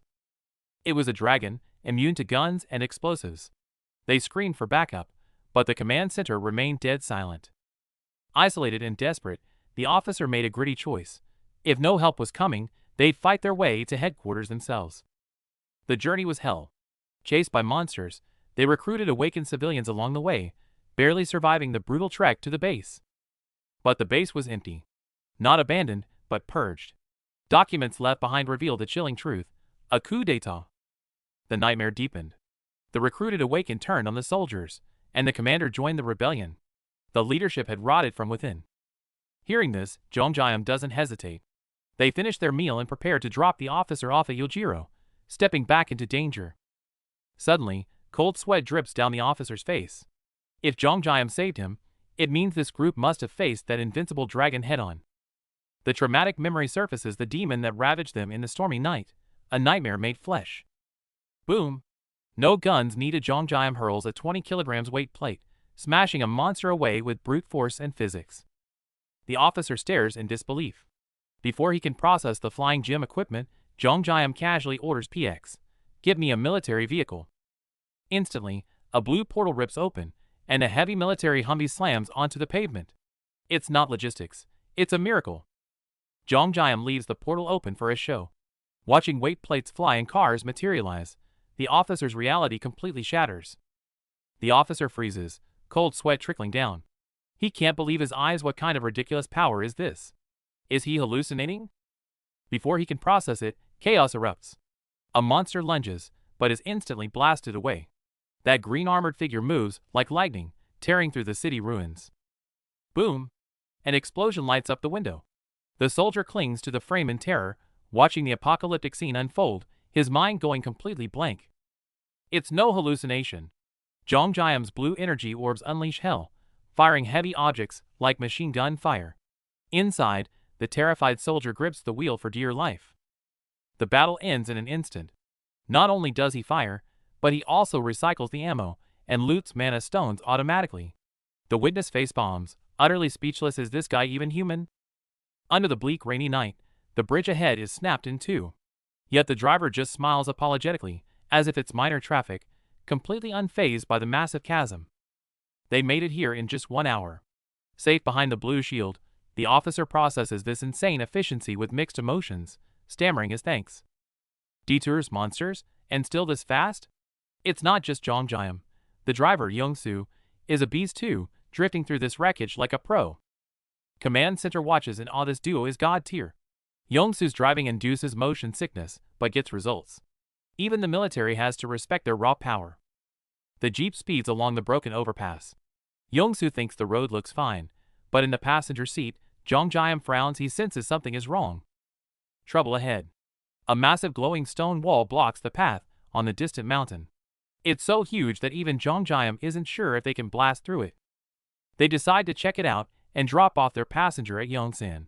Meanwhile, the base commander stares at his screen, sweating, pinning all hope on these two superhumans. Time to part ways. Sunlight breaks through the clouds over the ruins. The rescued officer stands outside the jeep and bows deeply. His gratitude is genuine. With the outsider gone, Jongjam immediately starts plotting. He wonders if he levels up. Could he just swallow that entire stone wall into his dimension? He's calculating mana stones for an upgrade when the officer beside him interrupts. The atmosphere shifts instantly. It looks like business time. The recruitment pitch. The officer offers government support, but Jongjam rejects it instantly. With a smile, he drops a hard line. Sorry, family comes first. Rejection aside, he wants a deal. Jongjam's gaze turns sharp as he flips the script. If you're JCS, surely you can spare a few helicopters? Now the officer is cornered. In the dim room, facing Jongjam's pressure, he wipes sweat from his brow and reluctantly admits, I suppose so. Cut to the command center, where the air is suffocating. The general stands before a massive map, watching zones fall one by one. He sighs in despair. The government is as good as gone. Drowning in visions of a dark future, the general is interrupted by a knock at the door. That sound might just be the turning point they desperately need. The atmosphere in the command center is suffocating. The sole survivor delivers the grim news. The 50th Battalion has been wiped out. Hearing the news, the commander clenches his fist, shock quickly hardening into grim determination. No time for grief. The commander snaps into action, grabbing the files to face the incoming crisis head-on. Flipping through the report, the commander breaks into a cold sweat. The situation is far worse than imagined. Suddenly, an engine roars outside. An army truck pulls up. The VIP has arrived. Jongjam steps out to a formal reception. After the pleasantries, they get straight to business, the helicopter trade. There's a catch. The officer drops the condition. You get the chopper only if you join the army as an awakened fighter. Jongjam refuses instantly. Nothing matters more than finding his family. The negotiation hits a wall. Deal's off. Jongjam walks away, heading straight for the helipad. The officers are left stunned by his audacity. If they won't give it, he'll take it. Jongjam switches to plan B, knocking the guard out cold. Panic sets in. The military hastily offers a new deal. Clear the monsters at Seoul Station, and the chopper is his. Deal? Cigarette in mouth, Jongjam takes the wheel, leading the convoy straight into the danger zone. The officer finally explains the threat. Not just zombies, but a legion of eerie creatures known as the Skeleton Army. These skeletons revive endlessly unless their core is shattered. A nightmare for the regular army. Facing the horde, Jongjam remains unfazed. He crushes a skull effortlessly. Just break them? Easy. The battle erupts. Jongjam plows through the ranks like a bulldozer, shattering bones while soldiers watch in awe. The skeletal horde is obliterated. Sunlight breaks through, and the surviving soldiers cheer in relief. Victory is brief. The tension lingers as the convoy regroups and pushes deeper into the dead zone. In the car, the officer warns him. The grunts are gone, but there's a boss monster that shrugs off bullets. That's the Skeleton Knight. If you see him run, before he can finish, a massive shockwave hits. The real monster is here. Before the warning fades, a heavy object flies past. Then, a massive sphere of red energy erupts in the ruins, tearing the ground apart instantly. From the smoke steps a heavy armored skeleton knight, eyes glowing red, weapon pulsing with terrifying power. Rumor has it, he's immune to all attacks? Witnessing this, both the battle-hardened soldiers and the civilians freeze, utterly paralyzed by the terrifying aura. The knight turns his back, chanting in an obscure tongue. When he looks back, his single glowing eye radiates pure death. The skeleton can talk? Before they can react, he draws his blade, a blur of motion, and effortlessly blocks the attack. Smoke clears, revealing the knight without a scratch. He stands elegantly amidst the flames, sneering, "Pleased to make your acquaintance, infernal being." Gwaine, one of the 12 knights, speaks fluent human language, though he claims to want a civil discussion. His eyes scream murder. Words fail, violence begins, but the knight arrogantly declares the attacks useless, mocking their futile resistance. They clash instantly, metal screeching against metal. Despite his tough talk, Gwaine is forced to skid backward and dodge. Looking at the torn earth, Gwaine sneers. "So this is your answer?" His condescending attitude is infuriating. Facing such a monster, Jongjayam doesn't dare blink, weaving through the ruins to barely dodge the lethal slashes. Suddenly, the monster locks onto the moving jeep, charging straight at it with his massive blade. Trouble incoming. Jongjayam realizes he takes no damage, but he does get knocked back. He instantly unlocks precise delivery and aims for the knight's chest. The jeep fires a barrage of light orbs. Gwaine mocks this foolish magic while dodging easily until he realizes something is wrong. Every orb packs a massive physical punch. Gwaine is forced backward, the ground beneath his feet cracking under the pressure. "Don't get so cocky!" Before he can finish, an invisible heavy blow smacks him in the face. Gwaine is stunned. What was that? No time to breathe. Impact after impact sends him stumbling. The once arrogant knight is now being thrashed. Jongjayam has activated automatic delivery. The system rains supplies onto the knight's head, face, and back, a completely one-sided beatdown. Watching the suppressed enemy, Jongjayam remains on edge. This armor is tougher than a dragon's. If the barrage stops, he'll counterattack instantly. Under the relentless smashing, the gentleman, Gwaine, finally begs. "W8, can we talk?" Jongjayam ignores him, signaling his team to pull back. Sunglasses Guy is on high alert, then boom. A deafening explosion rocks the car, debris flying everywhere as chaos erupts outside. Before Jongjayam can react, the tactical strike hits. A massive blue energy sphere slams down like a hammer, engulfing the convoy in flames. The smoke clears, but the monster stands. The skeleton knight, cracked but alive, surges with dark red energy, mocking their attack. The danger levels spike instantly. With a final vow of loyalty, the knight's body crumbles. Only 3 glowing crystals remain, which are immediately swooped up by the system. The system chimes loot secured. Nearby soldiers stare in drop-jaw disbelief, unable to grasp that someone just soloed that monster. The crowd goes wild. The monster that tanked artillery was taken down by Jongjayam. Soldiers cheer from the trucks. He's a living legend now. The commander immediately tries to recruit them. But with family on their minds, they hesitate, turning down the eager offer for now. The commander persists, promising a helicopter and waiting until they save their families. Jongjayam agrees, but feels the heavy weight of expectation crashing down. Walking away, Jongjayam's smile fades.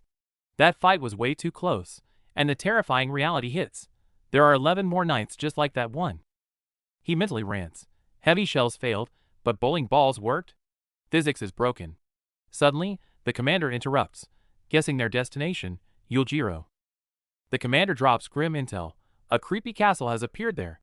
Recon teams vanished, but they confirm signs of human activity inside. Jongjayam isn't worried his sister is scarier than any monster. But the commander's next words chill him.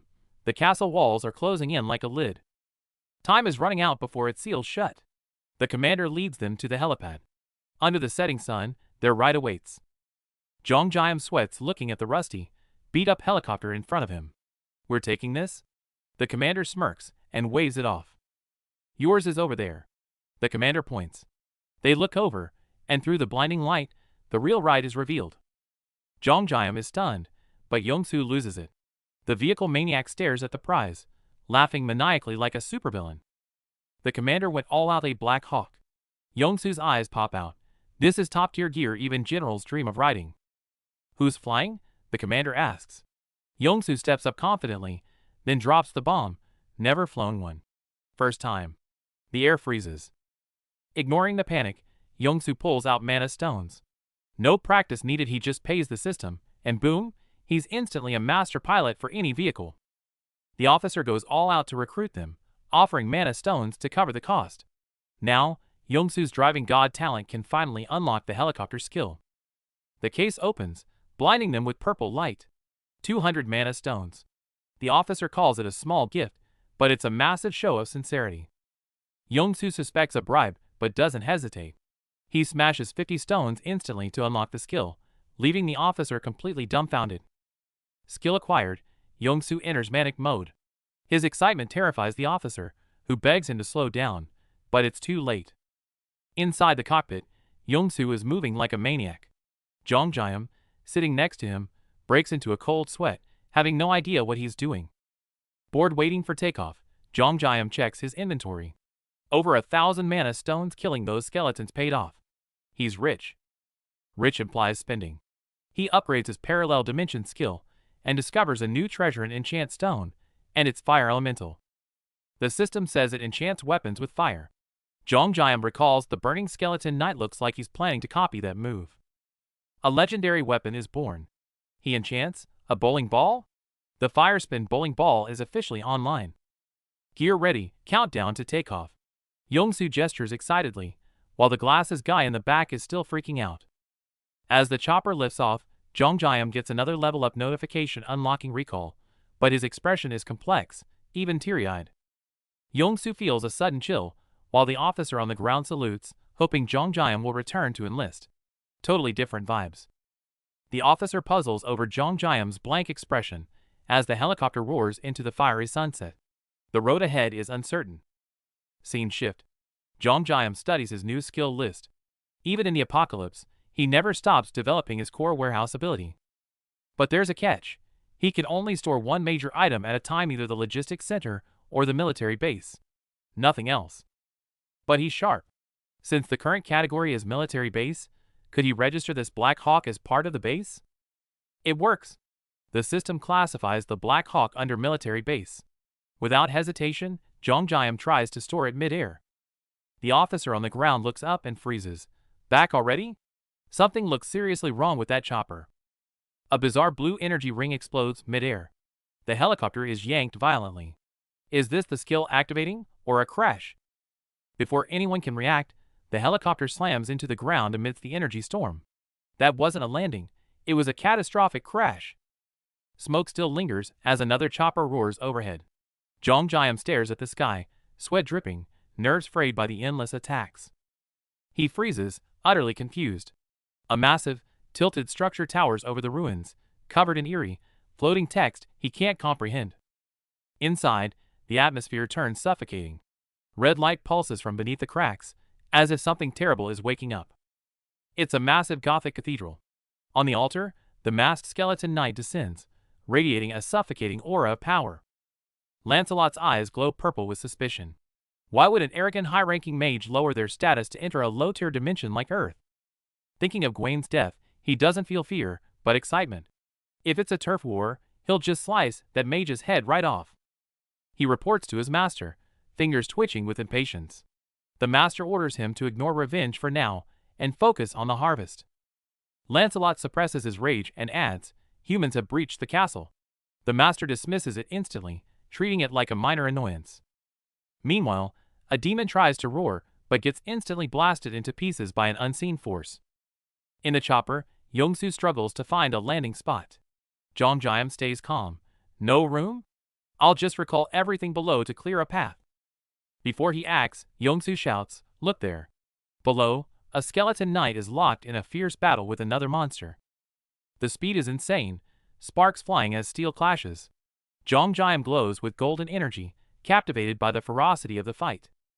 As he watches, the monster below throws a massive punch, sending the armored knight flying with a deafening impact.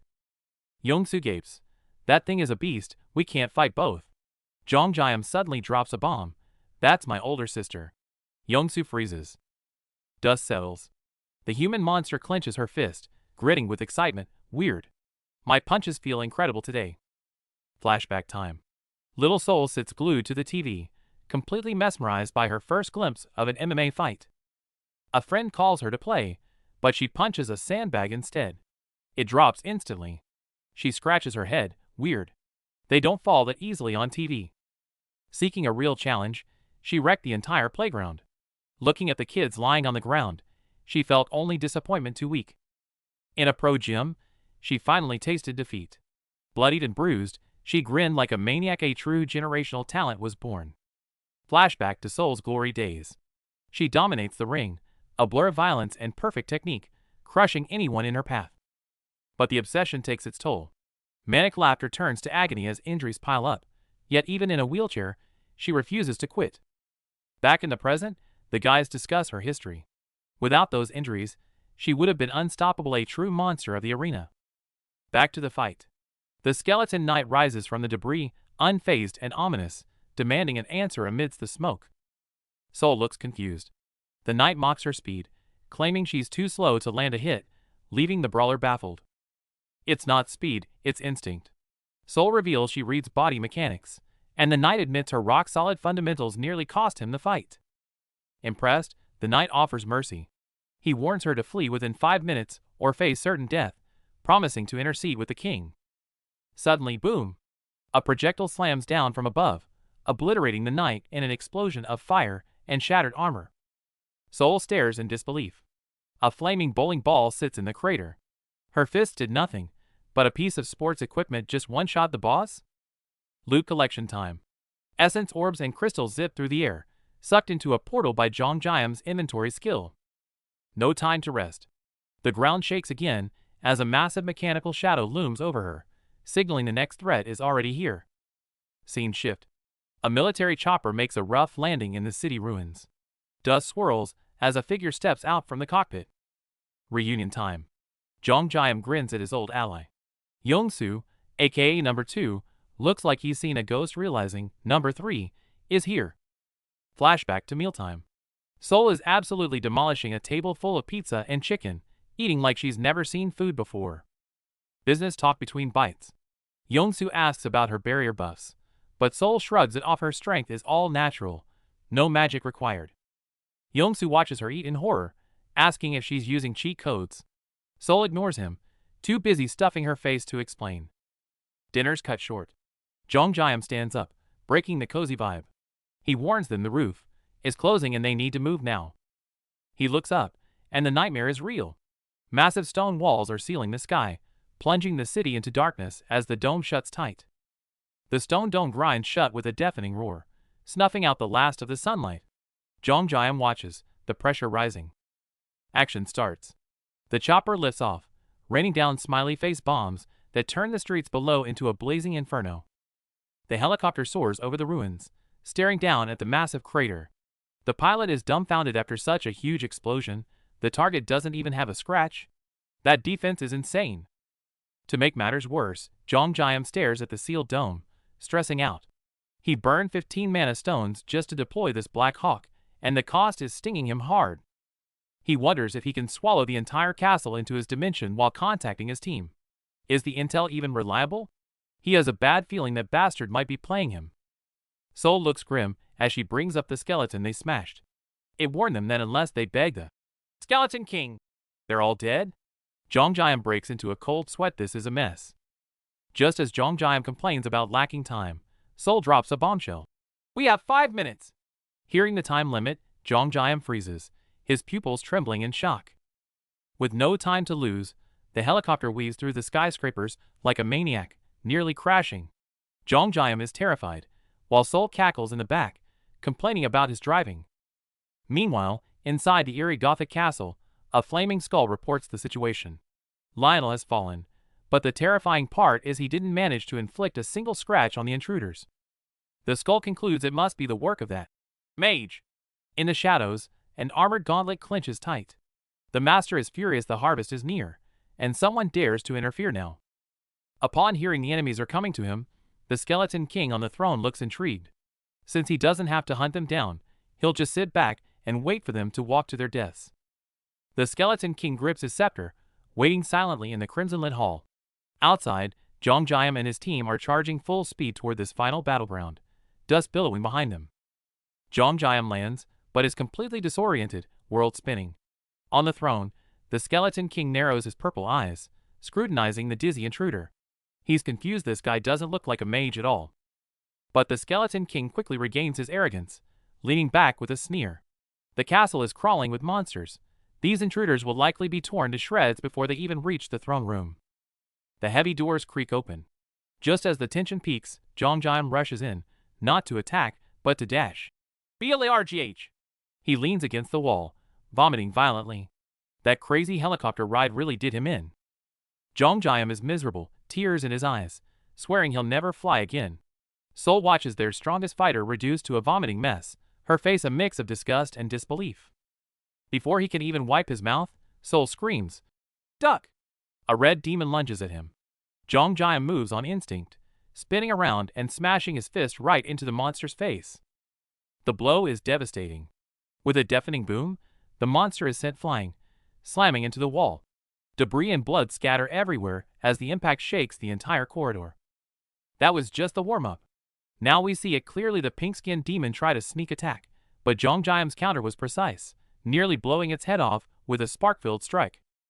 Jongjiam gives it no chance to recover, following up with a heavy stomp that cracks the ground. A shockwave of red light explodes outward. Attacking him was a death wish. Threat neutralized, they sprint out of the tunnel, panting. Sol starts to say thanks, but Jongjiam stops her abruptly. He looks grim. The real trouble is just starting. Ahead, the red-lit Gothic castle radiates suffocating oppression. Jongjiam stares into the shadows, where a pair of crimson eyes glare back with pure malice. Here comes the next nightmare. A red-eyed demon swoops down from the night sky, shattering the silence. Inside, Jillian clenches her fist, while Yongsu, sweating bullets, screams for everyone to get back inside immediately. The villain grins manically, his face twisted with malice. Satisfied with his catch, he arrogantly remarks that just one isn't enough and immediately sets his sights on the next target. A civilian screams in terror, reaching out helplessly. In a flash, a blurred figure dashes past, tearing through the air to intercept the winged demon head-on with incredible speed. A massive boot stomps down, crushing the demon into the shattered floor. Jongjiam stands atop the carcass, looking completely unfazed as the monster lets out a final, pathetic screech. The pink-haired fighter wastes no time, landing a devastating punch right on the demon's face. The impact creates a shockwave, sending the monster flying back with a deafening boom. The assault continues as the fighter dives from above, delivering a brutal combo. Each strike leaves a blur of red and black, completely overwhelming the enemy while wearing a chilling grin. With ruthless precision, the fighter grabs the monster's core. A blade flashes through the air, slicing the enemy before it can react. The fighter smirks, turning the battle into a one-sided slaughter. Watching the chaos from a safe distance, Jongjiam hesitates. His sister is having too much fun, and he's afraid of hitting her if he intervenes. Suddenly, his eyes light up with a new idea. He drops 250 mana stones on a system upgrade instantly. While the demon continues to screech, a fist smashes into the ground with explosive force, signaling the arrival of a new, heavy-hitting tactic. Facing the grotesque demon, Jongjiam pants heavily but doesn't back down. With a wild grin and crazy eyes, he arrogantly calls out next, clearly just getting started with the fight. Strangely, the monsters freeze and stare blankly at something. Confused, Jongjiam follows their gaze and spots a blue orb on the ground, crackling with energy and ready to blow. It turns out to be a bizarre electric mosquito killer plus baseball bat combo. Sitting in his energy circle, Jongjiam smiles with satisfaction, clearly pleased with his new electrifying toy. The corridor is littered with dead bats, but Jongjiam is just chilling in his floating chair. His sister explodes with rage, yelling that he's in the way. They start bickering like kids, completely ignoring the battlefield around them.